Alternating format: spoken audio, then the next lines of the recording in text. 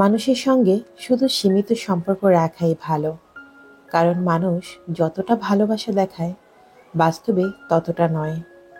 প্রয়োজন হলে আপনাকে ভগবান বানিয়ে পূজা করবে, আর প্রয়োজন ফুরালে শত্রু বানিয়ে বদনাম করবে। মানুষ চেনা পৃথিবীর সবচেয়ে কঠিন কাজ। তাই কারো প্রতি অতিরিক্ত ভালোবাসা বা বিশ্বাস দুটো দেখানোই বোকামি। এতে করে একটা সময়ের পর মানুষ আপনার মাথায় উঠে নাচবে, তারপর আপনার ক্ষতি করবে। কারো বিপদে পাশে দাঁড়ানো, অতিরিক্ত স্নেহ করা বা সাহায্য করা যতটা ভালো মনে হয়, দিন শেষে নিজের আত্মসম্মানও ততটা কমে যায়। মানুষ নয়, নিজের স্বপ্ন আর আত্মসম্মানকে প্রাধান্য দিন। স্বপ্ন মানুষকে বাঁচার শক্তি দেয়, আর স্বপ্ন ভেঙে গেলে মানুষ শেষ হয়ে যায়। তাই মানুষ নয়, নিজের উপর ভরসা রাখেন। সুপ্রিয় দর্শক, আসসালামু আলাইকুম। আমি লাকি, ঢাকা থেকে বলছি। লাকি স্পিন ওয়ার্ল্ডের পক্ষ থেকে আপনাদের সবাইকে শুভেচ্ছা জানাচ্ছি। কাছে কিংবা দূরে, দেশ এবং দেশের বাইরে, যে যেখান থেকে আমার আজকের ভিডিওটি দেখছেন কিংবা দেখছেন না, আশা করছি আল্লাহ পাকের অশেষ রহমতে আপনারা সবাই খুব ভালো আছেন। আমিও আলহামদুলিল্লাহ আল্লাহ পাকের অশেষ রহমতে বেশ ভালোই আছি। চলে এলাম আজকের নতুন আরেকটি দিনের গল্প, কথা এবং কাজ নিয়ে। কেমন আছে আমার সমস্ত মিষ্টি আপুরা? আশা করছি আমার সকল আপুরা সুস্থ আছেন, নিরাপদে আছেন। প্রতিদিনের মতো আজকের ব্লগটি কিন্তু সকাল থেকে শুরু করিনি। সকালের অংশটা বাদ দিয়ে দুপুরের রান্না থেকেই শুরু করেছি। আজকে দুপুরে রান্না করেছি মোরগ পোলাও। মোরগ পোলাও রান্না করার জন্য আমি চিকেনটাকে প্রথমে ভাজি করে নিয়েছি। এখন আমি চিকেনটাকে রান্না করে নিব। তো প্রথমে আমি পেঁয়াজ কুচি দিয়ে দিয়েছি, আর সেই সঙ্গে কয়েক ফালি কাঁচামরিচ দিয়েছি। আমি হালকা একটু ঝাল ঝাল করব। আপনারা চাইলে এখানে মরিচের পরিমাণটা একটু কমিয়ে দিতে পারেন, তবে আমার কাছে এই রোস্টটা করার সময় একটু ঝালটা বেশি হলেই ভালো লাগে। এরপর দিয়ে দিচ্ছি বাটা মশলা। এখানে পেঁয়াজ বাটা দিয়েছি 2 চা চামচ পরিমাণ, আদা বাটা 1 চা চামচ পরিমাণ, রসুন বাটা 1 চা চামচ পরিমাণ। সামান্য একটু পানি দিয়ে মশলাটাকে আমি আবার একটু ভালো করে ভেজে নিব। এরপর দিয়ে দিচ্ছি রাঁধুনি রোস্টের মশলা 1 প্যাকেট। তবে বাসায় থাকা মশলা দিয়েও রোস্টটা কিন্তু রান্না করা যায়। আমি কিন্তু মাঝে মাঝে সেটাও করে থাকি। সব সময় যে রোস্টের মশলাটা ব্যবহার করি তেমনটা কিন্তু নয়, তবে রোস্টের মশলাটা দিলে টেস্টটা একটু বেশি আসে। মশলাটা একটু কষিয়ে নিয়ে আমি এখানে বাদাম অ্যাড করে দিচ্ছি। এখানে আমি 3 রকমের বাদাম একসঙ্গে পেস্ট করে দিয়েছি। তো আপনারা চাইলে যে কোনো এক ধরনেরও দিতে পারেন, এক কথায় হাতের কাছে যা থাকে। ও হ্যাঁ, এর সাথে কিন্তু আমি কিছুটা কিশমিশ অ্যাড করে পেস্ট করে দিয়েছি। এরপর দিয়ে দিচ্ছি স্বাদ মতো লবণ। লবণ, চিনি এগুলো কিন্তু একটু ব্যালেন্স করে দিতে হবে। সামান্য একটু চিনিও অ্যাড করে দিবেন। এখন দিয়েছি কয়েক টুকরো আলু বোখারা। এরপর দিয়ে দিচ্ছি চিনি। চিনি দিয়েছি 1 চা চামচ পরিমাণ। এরপর দিয়ে দিচ্ছি টক দই। টক দই দিয়েছি আমি 1/4 কাপ পরিমাণ। সমস্ত মশলাটা ভালো করে কষিয়ে নিতে হবে। আর সেই সাথে লক্ষ্য রাখতে হবে যে গ্রেভিটা আমরা তৈরি করলাম সেটার টেস্টটা ঠিক আছে কিনা। মানে সমস্ত মশলা, টক, ঝাল, মিষ্টি সব ঠিক আছে কিনা, এই ব্যালেন্সটা ঠিক রেখে তারপরে আমি চিকেনগুলো দিয়ে দিলাম। এরপর আমি গ্রেভির সাথে ভালো করে চিকেনটাকে নেড়েচেড়ে নিচ্ছি। তো এটা কিন্তু অনবরত নেড়েচেড়ে যেতে হবে। তবে আমি যখন এই চিকেনটা রান্না করছিলাম তখন কয়েকটা মুহূর্তের জন্য এখান থেকে একটু সরে গিয়েছিলাম। এসে দেখি নিচ দিয়ে অনেকটাই লেগে গেছে। যেহেতু আমরা এখানে টক দই এবং বাদাম পেস্ট ব্যবহার করেছি, আর টক দই বাদাম পেস্টটা ব্যবহার করলে কিন্তু যে কোনো হাঁড়িতে এটা অনায়াসে লেগে যায়। তো আমার আসলে যে বুয়াটা কাজ করে তিনি এসেছিল ঘর মোছার জন্য, তো তাকে সাইড দিতে গিয়ে আমার রান্নার ভিতরেই 12টা বেজে গেছে। তো যাই হোক, আমি অন্য একটা হাঁড়িতে সঙ্গে সঙ্গে ট্রান্সফার করে নিয়েছি। আর একটু দেরি হলে হয়তো বা আমার রোস্টটা নষ্ট হয়ে যেত। তো তেমন একটা কোনো সমস্যা হয়নি। এরপর আমি এখানে হাফ লিটারের মতো দুধ অ্যাড করে দিয়েছি। এরপর আমি এটাকে ভালো করে কুক করে নিব। আমি এই গ্রেভিটা একদম শুকিয়ে ফেলবো, মানে যতটা সম্ভব একদম মাখা মাখা করে নিব। তো আমরা ওয়েট করব এটা যত সময় পর্যন্ত শুকিয়ে না যায়। আর যেহেতু আমরা চিকেনটা আগে থেকে ভালো করে ফ্রাই করে নিয়েছি, তো এর ভিতরে কাঁচা থাকার কোনো সম্ভাবনাই নেই। আর আগে থেকেই আপনারা চেষ্টা করবেন গ্রেভিটা তৈরি করার সময় সমস্ত টেস্টগুলো চেক করে নেওয়ার জন্য। তো আমার রোস্টটা কিন্তু হয়ে গেছে। এখন আমি পোলাওটা তৈরি করে নিচ্ছি। মোরগ পোলাও রান্না করার ক্ষেত্রে আমি কিন্তু এই পোলাওটা একটু ভিন্নভাবে রান্না করি। আমি এখানে প্রথমে হাফ কাপ পরিমাণ তেল ব্যবহার করেছি। এরপর এর মধ্যে দিয়ে দিয়েছি দারচিনি, তেজপাতা আর বেশ কিছু কিশমিশ আর কয়েক টুকরো কাঁচামরিচ। মশলাগুলো হালকা একটু রোস্ট করে নিয়ে আমি দিয়ে দিয়েছি আগে থেকে ধুয়ে পানি ঝরিয়ে রাখা চালগুলো। এখানে আমি 1 কেজি চালের মোরগ পোলাও আজকে তৈরি করছি। তো চালটা কিন্তু আমি ভালো করে ভেজে নিচ্ছি।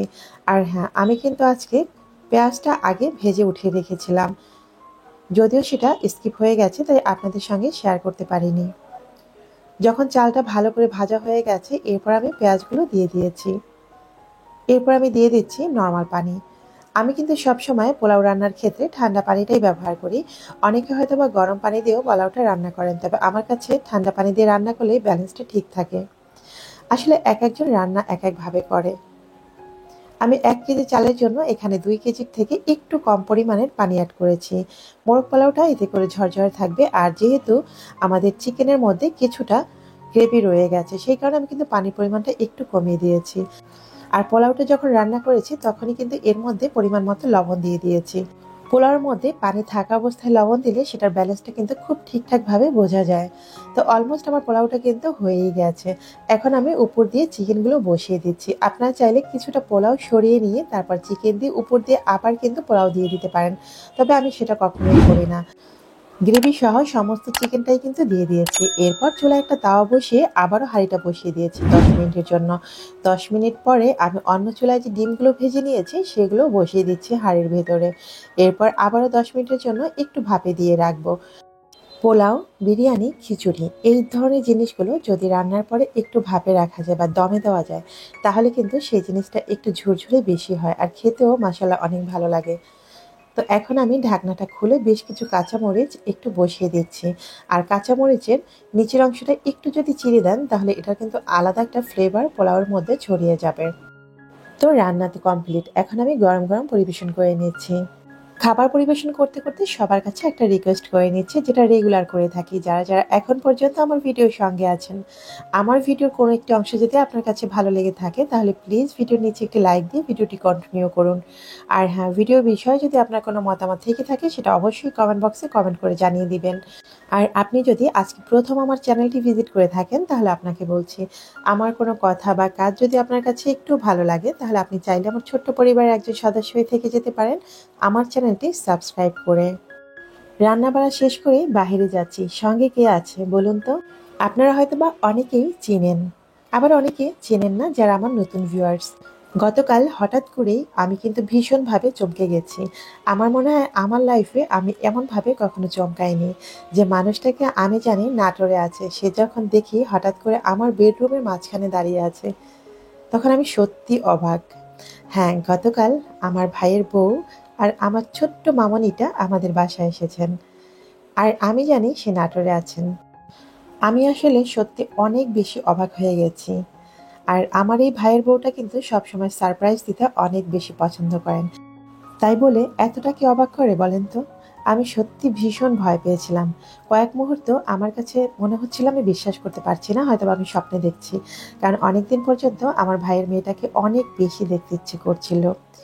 আর আপনারা কিন্তু ওকে অনেকেই চিনেন। ওর একটা ছোট্ট চ্যানেল রয়েছে। ওর চ্যানেলের নাম হচ্ছে জেএম মার্ফিস ডায়েরি। তো যারা যারা আপনারা এখন পর্যন্ত ওর চ্যানেলটি ভিজিট করেননি, আপনারা চাইলে ওর চ্যানেলটি ভিজিট করতে পারেন এবং ওকে সাপোর্ট করতে পারেন। আমি চাইবো আমার যে সকল ভিউয়ার্সরা আমাকে ভালোবাসেন সেভাবে ওকেও ভালোবেসে ওর পাশে থাকবেন, সাপোর্ট করবেন। তো ওদের সবাইকে নিয়ে চলে এলাম আমার নতুন ফ্ল্যাটটাকে দেখার জন্য। আর আমার ভাইয়ের বউ যেহেতু নাটোরে থাকে, ও কিন্তু আমার ফ্ল্যাটের এখানে একবারের জন্য আসেনি, তাই ওকে নিয়েই চলে এলাম। তো ফ্ল্যাটে এসে দেখলাম যে বাহির থেকে দরজাটা আটকানো রয়েছে, কারণ ভেতরে কাজ চলছিল। যারা কাজ করছিল তারা এই মুহূর্তে ভেতরে নেই। তো আমরা আবার চাবির জন্য বাহিরে অপেক্ষা করছিলাম। আপনাদের ভাইয়া গিয়েছিল চাবি আনতে। তো সেই ফাঁকে আপনাদেরকে বাহিরের লুকটা একটু দেখিয়ে দিচ্ছি। এর আগে যতবারই দেখিয়েছি হয়তোবা সামনের অংশটাতে কাজ চলছিল, তো সামনের অংশটা পুরোপুরি কমপ্লিট হয়ে গেছে। আর এই হচ্ছে আমার দরজার ফাইনাল লুকটা, যদিও এখনো সম্পূর্ণরূপে বার্নিশ করা হয়নি। তো আমার দরজার ডিজাইনটা কিন্তু আমার পছন্দের ছিল। ডিজাইনটা কেমন হয়েছে সেটা কিন্তু কমেন্ট বক্সে কমেন্ট করে জানাতে একদমই ভুল করবেন না। বাসার ভিতরে এই মুহূর্তে কিন্তু ইন্টেরিয়ারের কাজ চলছে, যে কারণে অন্যান্য কাজগুলো আপাতত বন্ধ রয়েছে। জানি না কবে এই বাসাতে উঠতে পারবো, মানে আমার তো ইচ্ছা আছে ইনশাল্লাহ ফেব্রুয়ারি মাসের মধ্যেই আমি নতুন বাসায় শিফট করব। এখন জানি না আসলে কতটুকু কি করতে পারবো, ইচ্ছা আছে। তো অনেকক্ষণ অপেক্ষার পরে আমাদের চাবিটা হাতে আসলো। এরপর আমরা দরজা খুলে ভিতরে গেলাম। তো ভিতরের অবস্থা তো বুঝতেই পারছেন, যেহেতু কাজ চলছে আর ইন্টেরিয়রের কাজ চলছে, এখানে বিভিন্ন ধরনের ময়লা তো পড়েই আছে। তো যারা কাজ করছিল তারা এই মুহূর্তে নেই। আসলে আমি এসেছিলাম মূলত আরও যে কিভাবে কাজ করছে সেটা দেখার জন্য। তো প্রথমে ড্রয়িং রুমটা থেকেই শুরু করেছে। ড্রয়িং রুমের সিলিংয়ের উপরে কিন্তু এক সারিতে বোর্ডটা লাগানো হয়ে গেছে। তো কিভাবে ফাইনালি আমরা ডিজাইন করব সেটা এই মুহূর্তে তো আপনাদের সঙ্গে শেয়ার করতে পারছি না। যখন কাজটা সম্পূর্ণ হয়ে যাবে তখন তো নিশ্চয়ই আবার শেয়ার করব একটু একটু করে। তো যখন কাজগুলো করতে এসেছে তখন থেকে ভাবছিলাম যে কিভাবে করবে সেটা আমি একটু দেখতে যাব।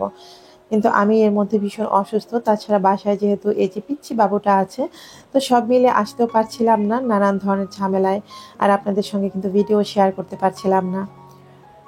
তো নিশ্চয়ই একটু একটু করে কাজ করবে আর আপনাদের সঙ্গে শেয়ার করতে পারবো ইনশাল্লাহ। দেখা যাক কতটা কি হয়। আর এই যে দেখুন, বাসার ভিতরে ঢুকে আমার ছোট্ট মামনিটা কি দুষ্টামি না করছিল। যেটা পাচ্ছে সেটাই হাতে নিচ্ছে, সেখানে বসে পড়ছে। আর আমাদের বাসায় এসে মামনিটা অনেক অনেক বেশি দুষ্টামি করছিল। কেন জানি না, ওর আম্মুকে ছাড়া কোথাও যেতেও চাচ্ছে না, আর তার কোল ছাড়া কোথাও নামছেও না। আসলে বাচ্চা যখন অনেক বেশি জ্বালাতন করে তখন কিন্তু মায়েদের কষ্টের আর শেষ থাকে না। তো এখানে আমার মামনিটা মিস্ত্রিদের যত জিনিসপত্র ছিল সব এক এক করে দেখছিল। আর এই যে ছোট ছোট কাঠের টুকরোগুলো এগুলো নিয়ে খেলছিল। তো আমরা ঘুরতে ঘুরতে একটু কিচেনে গেলাম, যে কিচেনের কি অবস্থা, কোনো কাজ শুরু করেছে কিনা। এখন পর্যন্ত কোনো কাজ শুরু করেনি। ইনশাল্লাহ আগামীকাল থেকে কিচেনের কাজটাও শুরু করে দিবে। আসলে সবকিছুর জন্য আমি একটু বেশি তাড়া দিচ্ছিলাম, কারণ কবে নতুন ফ্ল্যাটে উঠবো। আর তাছাড়া আমি চাচ্ছিলাম রমজানের আগেই নতুন ফ্ল্যাটে শিফট হওয়ার জন্য। আর যেহেতু রমজান মাস এসেই পড়েছে খুব দ্রুত, আর মাত্র 1 মাস বাকি আছে। এর মধ্যে যদি আমি বাসাটা গুছিয়ে উঠতে না পারি তাহলে কিন্তু বিপদে আমি পড়বো। সেই কারণে আসলে অনেক বেশি তাড়া দিচ্ছিলাম। কিন্তু এই যে দেখুন, বাসার ভিতরে কিন্তু অনেক কিছু বাকি আছে। এখন পর্যন্ত কোনো ফিটিংস হয়নি। তারপরে যে ইলেকট্রিক লাইনগুলো সেগুলো কিন্তু ক্লিয়ার হয়নি। এক কথায় ইন্টেরিয়ার শেষ হলে সেই সব কাজ শুরু হবে। তাই খুব আমি তাড়া দিচ্ছিলাম। কি করার, মিস্ত্রিদেরকে বলে তো আর লাভ নেই, তারা তাদের ইচ্ছে মতো কাজ করছে। তো আমি পুরো বাসাটাকে একটু ঘুরে ঘুরে দেখছিলাম। আসলে মূল উদ্দেশ্য হচ্ছে বাসার কোথায় আমি কোন ফার্নিচারটা ঠিকভাবে রাখবো, বা কোন জায়গায় রাখলে সেটা ঠিকঠাক হবে, বা রুমের স্পেস ঠিক আছে কিনা। মানে এগুলোই আসলে মাথার মধ্যে সারাক্ষণ ঘুরপাক করে। তো যাই হোক, এক এক করে সমস্ত ফ্ল্যাটটাই কিন্তু ঘুরে ঘুরে দেখছিলাম, আর আমার ভাইয়ের বউ দেখছিল, আর ওর সাথে সাথে আমিও দেখছিলাম। এরপর আমরা চলে গেছি মিরপুর ডিওসিসে। সন্ধ্যার সময় ভাবলাম কিছু একটা খাওয়া দাওয়া করি, যেহেতু বাসায় ছিলাম না তো নাস্তাও রেডি করতে পারিনি। তাই আজকে বিকেলের নাস্তাটা ভাবলাম বাহির থেকেই করি। তো আর আমার ভাইয়ের বউ যেহেতু এখন নাটোর থাকে, ও কিন্তু বাহিরের খাবার খেতে ভীষণ পছন্দ করে একদম শুরু থেকে। তাই ভাবলাম ওকে নিয়ে আজকে বাহিরেই খাওয়া দাওয়া করি। তো প্রথমে আমরা ধোসা দিয়ে শুরু করলাম। তো আমার মেয়েটা বলছিল যে না আম্মু, ধোসা নিব না, ধোসাটা কেমন যেন টক টক লাগে। তো ও 2বার নাকি ট্রাই করেছে, একই রকম ফ্লেভার এসেছে। তবে আলহামদুলিল্লাহ আমরা যে এখন ধোসাটা খাচ্ছি এটা কিন্তু মাশাল্লাহ অনেক মজা ছিল।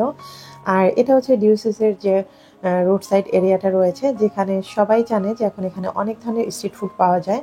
তো সেখানে ভাই ভাই যে স্টলটা রয়েছে সেখানে ধোসাটা কিন্তু অনেক মজার। তো এরপর নিয়েছিলাম আমরা রেগুলার মোমো, তার সাথে ছিল নাগামরিচের ঝাল। কিন্তু দুঃখের বিষয় হলো মোমোর মধ্যে কোনো নাগামরিচের ঝালও ছিল না, কিছুই ছিল না।